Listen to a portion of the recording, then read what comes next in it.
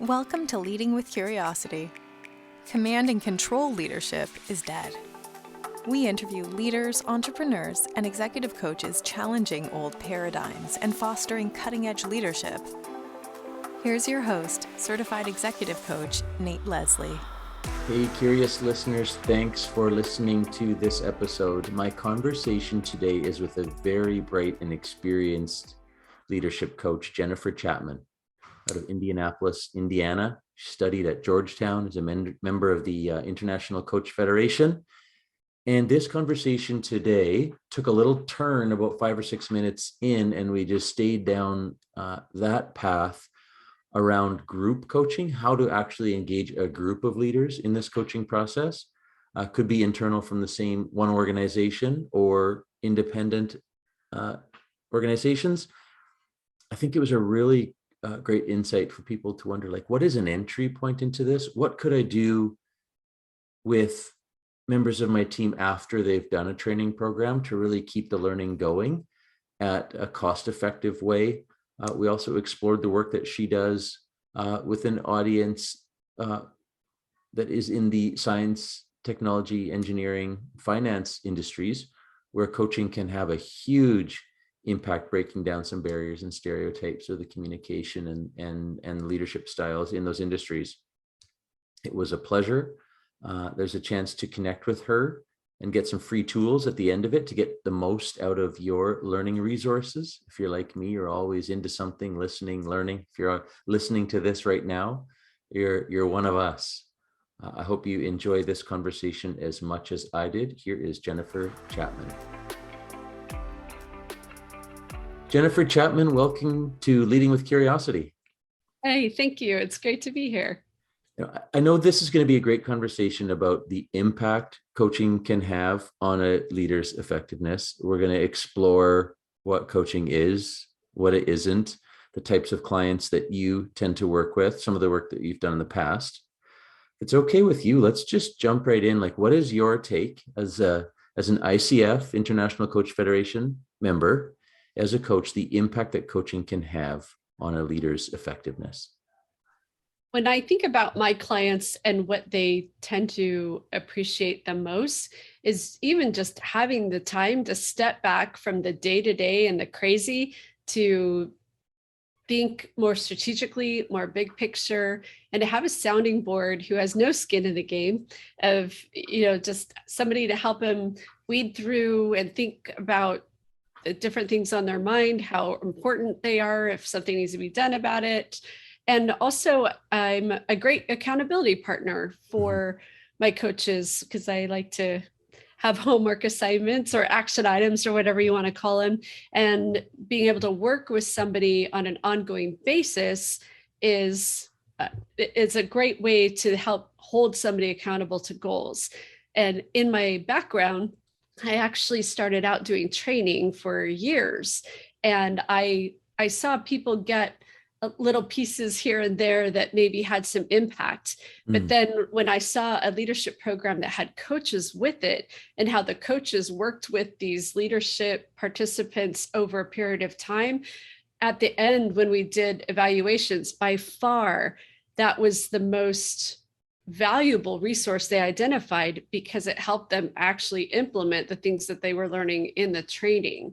And that's when I became a believer and switched my career path to being a coach.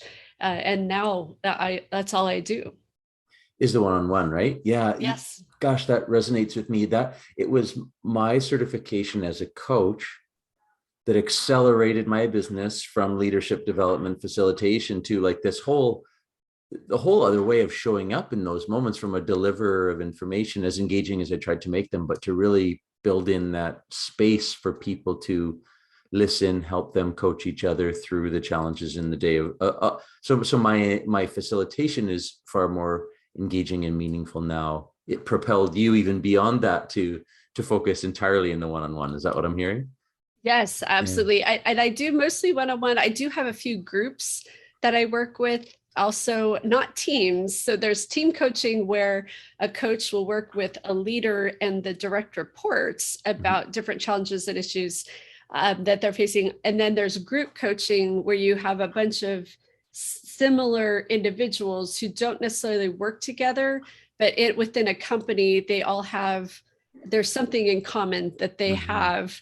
And so then the idea about the group coaching is it can be a really cost-effective way to help like 4 or 5 leaders on the same general issues that you see show up, like how to hold people accountable, how to delegate more effectively, how to have the kind of leadership presence that you want to have.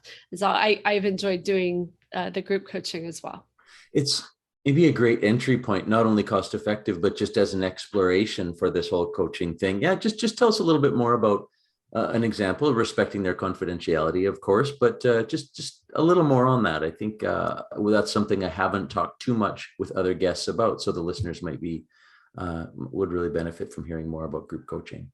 Yes. So I'm working with an organization right now that has been implementing a leadership development program for at least a few years. And while they had some good feedback about the training, they noticed they weren't getting the observable results that they were hoping to get.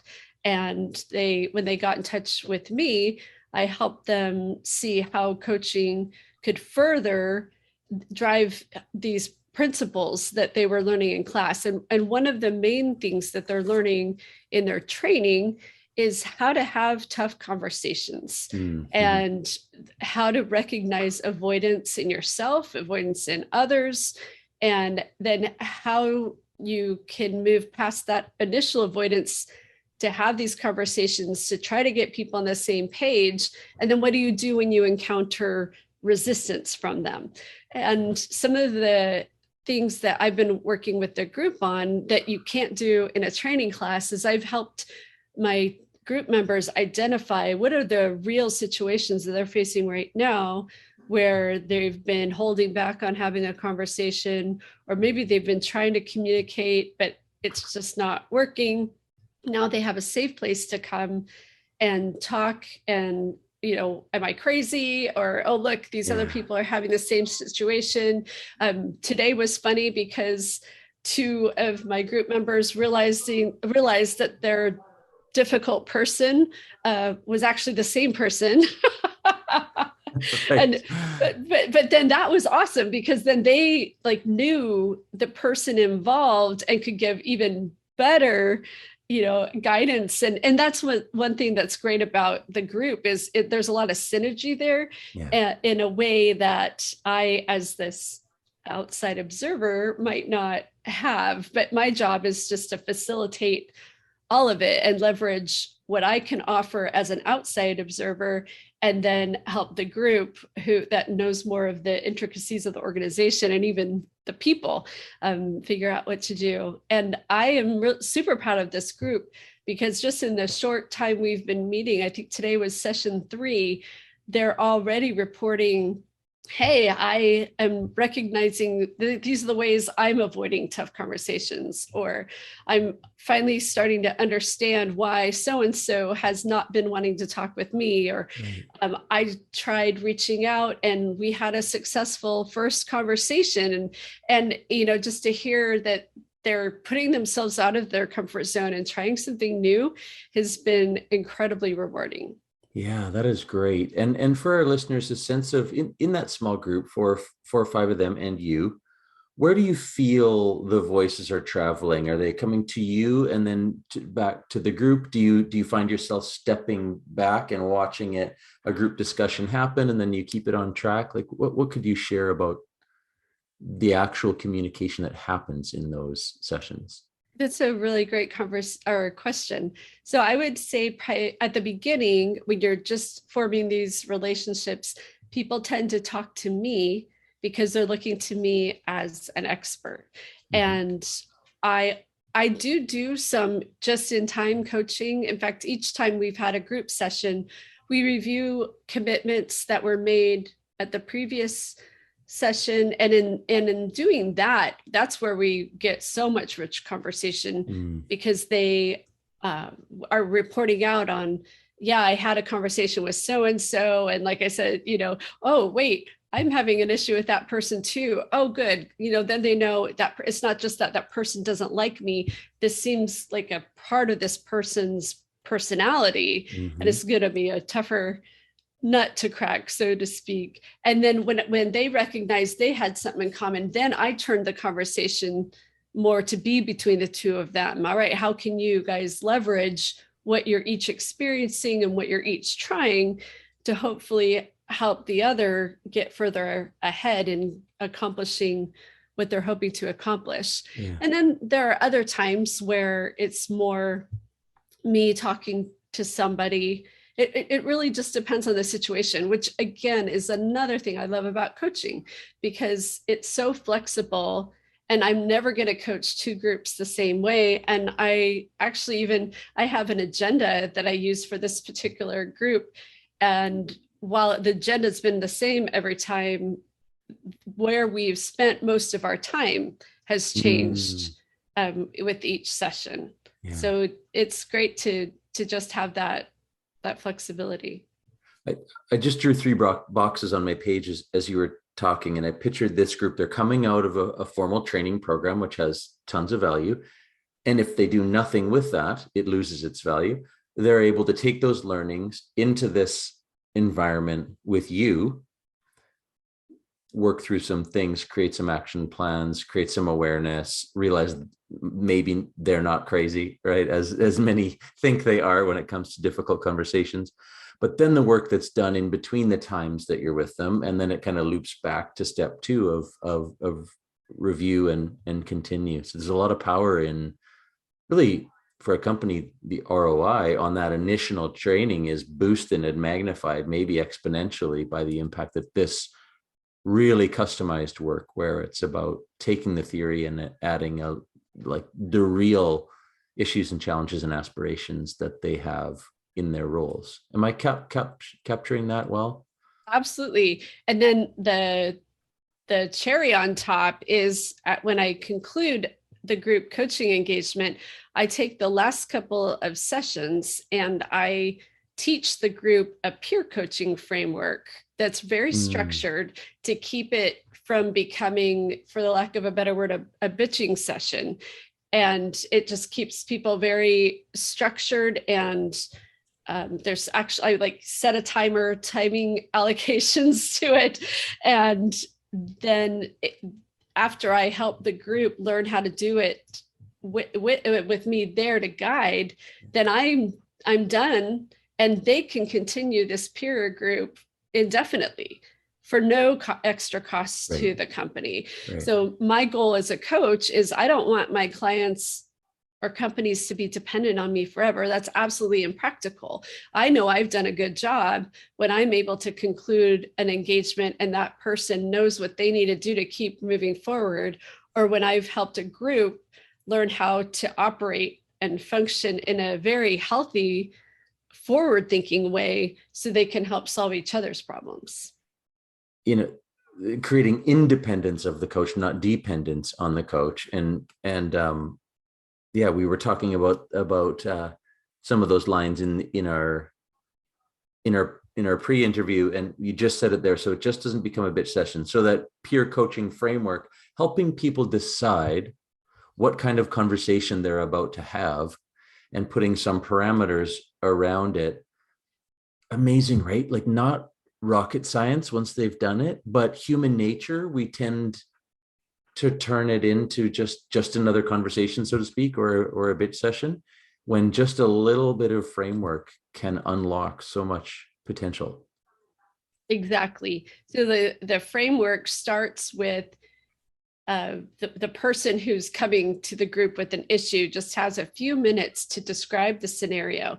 And this part is key to have the timer, because there are some people who will take 20 minutes to explain the situation, when in reality, if you give a 5-minute version or less, you can usually distill a 20-minute dump into here are the salient points that you need to know to be able to understand the situation I'm in. And then the next part is the group asking questions. And these questions can be a mix of them continuing to gather some data so they know better how to help. But even more important, that when they can ask powerful questions that lead the person to self-awareness, is great. And I stay away from yes or no questions, or have you ever thought about doing X? Because that's just giving advice. And what we all know from ourselves, and every coach knows this, is when you just give advice to somebody, that other person has no stake in the game with that. There's no ownership of it, and it may or may not help.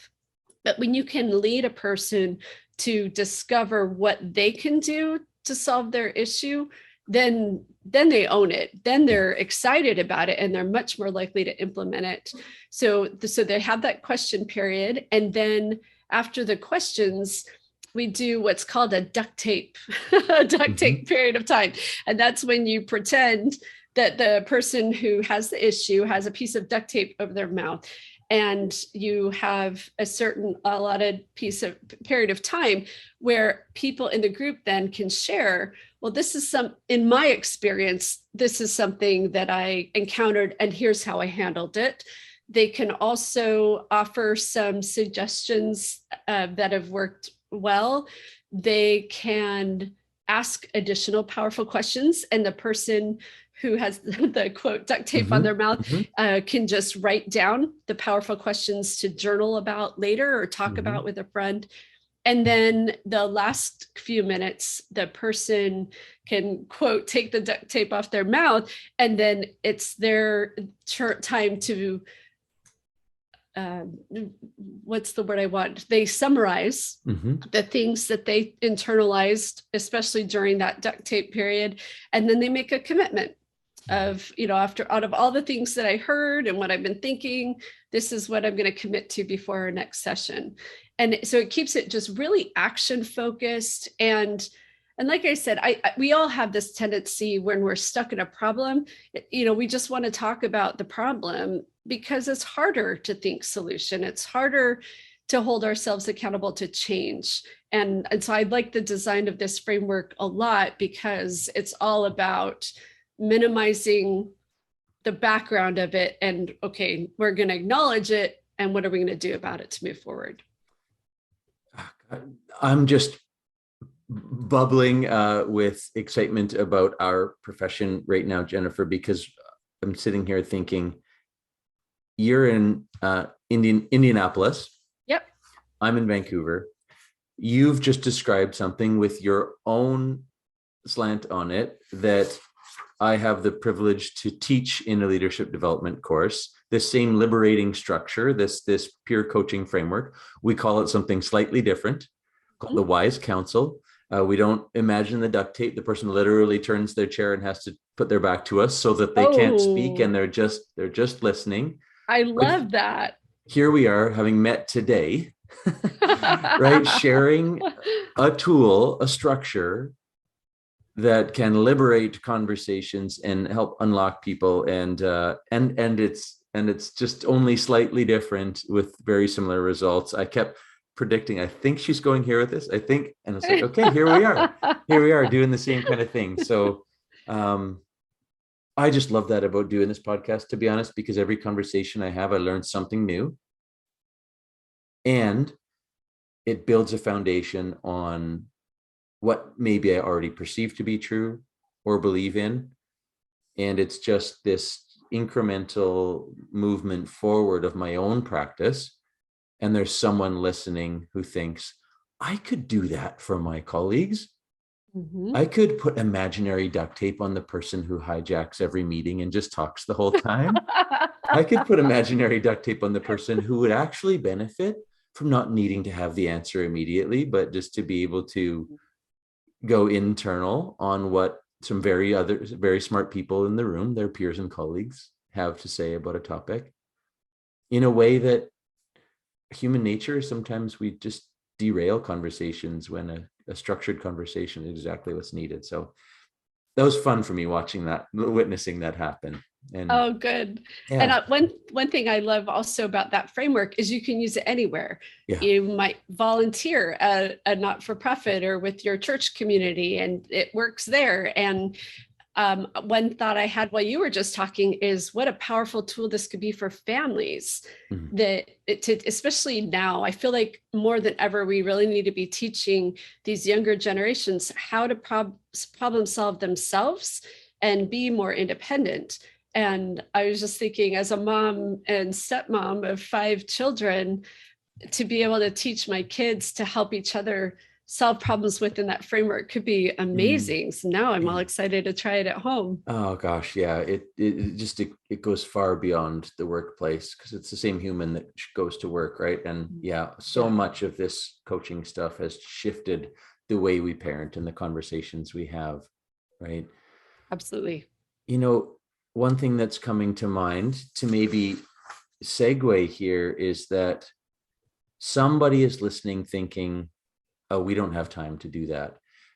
In the first line of your one pager, when I first heard about you and wanted to get you on this podcast, is Jennifer Chapman used to be a workaholic. So I think, the value of not doing that and stepping back and prioritizing like how we spend our time during the day as leaders. I'm going to stop there, and then I'll ask my other question about the people that you find yourself often working with. So where does this all fit in someone's busy day? So what I found with myself is, if I listen to all the chatter around me and try to meet the expectations of everybody, then I will absolutely feel overwhelmed. And there's only so long that you can function as super woman or whatever kind of superhero you want to be before you experience burnout. And it happens to everybody. And those of you who are like, well, it's not going to happen to me. Well, talk to me again in 5 years and let's see, because it's just not a sustainable way to live. And when I started working with a coach to help get a handle on my feelings of overwhelm, one thing that I did was to really be mindful about why I was doing things, and also acknowledging that sometimes what my company identified as a priority might not line up with my priorities, and I could make choices about what I did. And one quick story is, I actually started my coaching program at Georgetown University while I was working full-time for a Fortune 500 consulting firm. And with the responsibilities that I had at the consulting firm, I was working easily 65, 70-hour weeks, just normal. And in hindsight, I was crazy to do this program on top of it. And the program included being in in-person classes for 3 days out of each month for several months. And when I say in class, I don't just mean like I show up, get talked to, and then go home. Like you're coaching each other on your own issues and, listening so attentively. And then often in the evening, there'd be some kind of a happy hour or this or that. And it was just like, I'm an extrovert and I'd go home exhausted after each day. And we sometimes would even have like papers to write up before the next day. It was just all immersive. Well, the day before I was supposed to go into a 3-day class, I got asked to lead a proposal for my work. And there was just no way. There was no way I was going to be available to do it any kind of justice. And I really felt guilty about it. And I said, you know what? I know somebody that I think with some mentoring behind the scenes would do a great job. And that's what ended up happening, and everything turned out fine. And then I got my performance review a few months later. And in my performance review, I was actually dinged for having said no. It was written in there that I had, had not put, the company's work first or something to that effect. And I was so mad. I was so mad because I'm like, I have given everything to this company for how long? And I say no once, and seriously, people.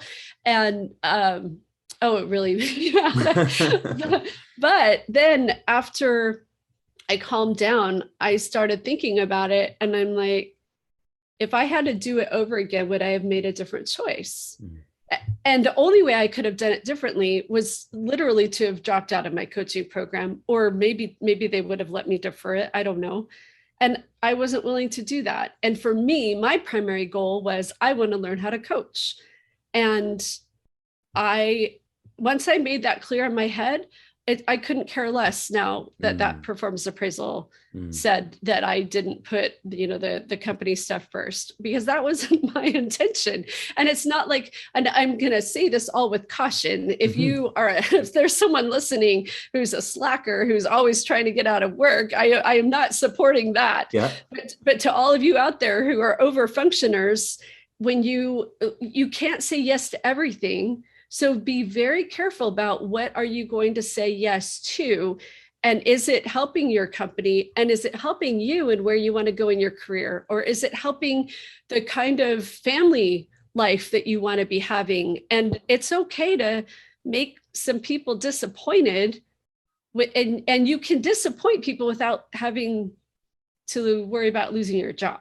And so many times we're so black and white. Oh, if I say no, I'm out on the street. Well, guess what? Right now we're in the Great Resignation. Nobody's going to be getting rid of a good employee. So don't even worry about that. And I often wonder, if I had learned that sooner in my career, how might my whole work experience have been different? Yeah. Most workaholics, many, believe they're adding value.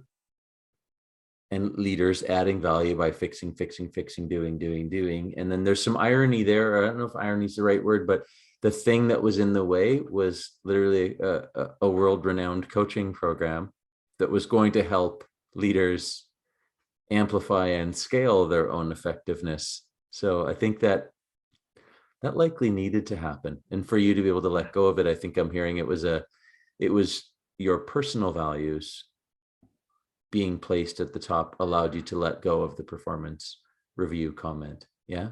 Yes. And I'd never thought of the irony there, but you're absolutely right. And I think what coaching can do, just like you did for me, is to give those aha moments and helping us look back at experiences we've had and really get all the value that we can for that. And then not only can I apply it in my life going forward, but it then gives me so much empathy for a lot of what my own clients are going through. That's right. There's a group of people out there saying, oh, but this coaching thing, I'm just, I'm a doer and I'm a certain type of personality. This might not be the right fit. It just so happens that Jennifer Chapman also focuses on her coaching with this group of people who for whom this might be new. What would you like to share about where I'm leading you with that, if that's a safe play? Yes. So we get so stuck in that task mode, and I've got to get stuff done, that I don't have time for the coaching. And guess what? If you make time for the coaching and you make it a priority, then you will notice. I would say within 3 or 4 sessions, if you are putting everything you've got into coaching, you're coming vulnerable and open to what could I be doing differently, and can be open to new perspectives, then you will learn how to prioritize more effectively. You learn how to delegate and trust other people. And I know you're saying, oh, I can't delegate. I have nobody I can rely on. And that, if you just thought that in your head, you need a coach. You need one now. Because I'm coming back to so who's going to do everything like forever? You? No. And you know what? Are you never going to retire? Or as parents, are your children never going to leave the house? That like there has to be delegation. There has to be training and mentoring other people to take on more responsibility. And when you get stuck in that, it all has to be me mode. You're not only impacting your own health and your own career, but you're actually stopping people from progressing and moving up in theirs. Yeah, one of our obligations as a leader is to grow future leaders. And so if the buck stops with us all the time, we're actually holding others back. That's a liberating idea. And you spend a lot of your time in the science, technology, engineering space, right? I do. Yeah. Just tell us, just go one step further on that how that lives in that world of high amount of detail, right? And structure in engineering spaces. And Yes. yeah. And just very intelligent people who tend to be very direct. And it's funny because I specialized in this STEM industry first and then met and married my husband after. He's a mechanical engineer. And it's so fun. I use stories from him all the time. But he'll be like, hey, well, I'm direct and that's just how I am. Take it or leave it. But then he'll come home from work frustrated because he gave feedback at a meeting in his direct take me as I am or not at all way. And guess what? They don't take it at all. And then he's like, well, gosh, I have these ideas. And why doesn't anybody listening to me? It's because you've got to finesse the messages. You've got to study how to get buy-in and use those techniques because, so you could be brilliant. You are brilliant, but nobody else is going to care about how smart you are until you can demonstrate that those other people matter too. Yeah. And so I love just helping that, really high powered, smart group of people pause and ask, is there a way that I could be more effective? And could it mean having to focus on the people side of work when I'd rather just focus on getting the tasks done? Yeah. Leadership would be easy if we led robots, eh? Even if you're making robots, yes. But we're leading people, and it challenges an old saying from a famous book of, treat people the way you'd like to be treated. But as a leader, we need to consider treating people the way they'd like to be treated. Yep. And beginning with the end in mind. How do you want them to, I love these coaching space questions. How do you want those people to feel at the end of that meeting? Yes. Or if you don't like the feeling kind of questions, because I have some clients who be like, well, I don't care how they feel at the meeting. What do you want to have accomplished by the end of the meeting? And if one of those things is get consensus on a decision, well, guess what? Statistically, about half those people in the room are going to be more focused on the relationships than they are the tasks, because that's just how we're wired. Now, I will give the caveat that in the science, technology, engineering, finance fields, you tend to have more people who are on that task side. But then another thing you've got to keep in mind is when you have some people who can represent that relationship side and partner with the task side, then your rollout is going to be so much more successful than if you just are always worrying about people's feelings or only just worrying about the task. So sometimes one thing I teach a lot with my clients is sometimes the people who drive you the most crazy can actually be your best ally in getting what you want accomplished. They likely offer something that you don't. If there's that conflict there, right? What do they offer? What is their superpower? Yeah, exactly. Yeah. Well, we've been able to explore group coaching. That was, I think, a great insight for some listeners, and the entry point into certain cultures that maybe stereotypically hadn't been welcoming it in, perhaps, or that is just a stereotype, but really useful to explore the kind of different places that this shows up in the work that you're doing, leaning into helping people have hard conversations. You've really demonstrated a real depth of wisdom in the field, and I've learned a lot, and it's just been a real pleasure sharing this time with you, Jennifer. If people are out there at this borderless industry, they are likely listening from anywhere in the world. How might they be able to keep track of what you're doing or get in touch with you?